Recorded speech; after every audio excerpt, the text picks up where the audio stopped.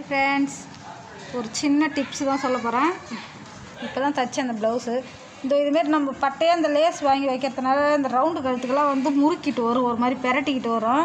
அப்போ வந்து நீங்கள் என்ன பண்ணுறீங்கன்னா, இந்த கார்னர் வருதுங்க இல்லைங்களா, இங்கே வந்து அப்படியே ஒரு சின்னதாக ஒரு குட்டி குட்டியாக ஒரு ஃப்ளீட் மாதிரி வச்சுருங்க. இந்த இடத்துல ஒன்று, நடுவில் ஒன்று, இந்த இடத்துல ஒன்று.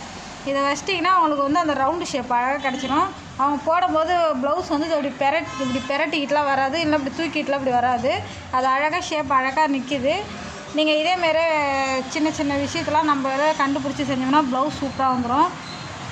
இந்தமாதிரி நீங்களும் அதுமாரி தைங்க. பெரிய இந்தமாரி பட்டையாக வச்சு நல்லாவே இருக்காது, பெரட்டிக்கிட்டு தான் வரும். இது இப்போ நான் தான் இது சரி கொஞ்சம் ஃப்ளீட் வச்சு பார்க்கலாம் பார்த்தா அழகாக வந்துருச்சு.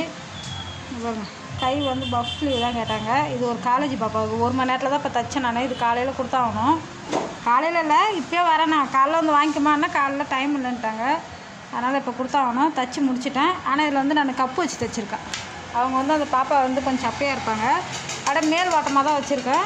நம்ம வேணுன்னா வந்து எடுத்து ஓப்பன் பண்ணிக்கலாம், வேணுன்னா வச்சுக்கலாம், இல்லைனா விட்டுடலாம். நம்ம இஷ்டம் தான். வர கஸ்டமருக்கு இதுமாரி நல்லா அழகாக ஃபேவராக பண்ணி கொடுங்க. அப்போ தான் உங்களுக்கு ஆர்டர் நிறையா வரும். இதுமாரி நான் பண்ணி கொடுத்தனால இந்த காலேஜ் பசங்க எல்லாமே வந்து இங்கே என்கிட்ட தான் வந்து தைப்பாங்க. நீங்களும் அதுமாரி வந்து ட்ரை பண்ணுங்கள். வேலை எப்பயுமே நம்மளுக்கு எந்த வேலையில் நஷ்டமானாலும், ஆனால் டைலர் வேலையில் நஷ்டமாகாது.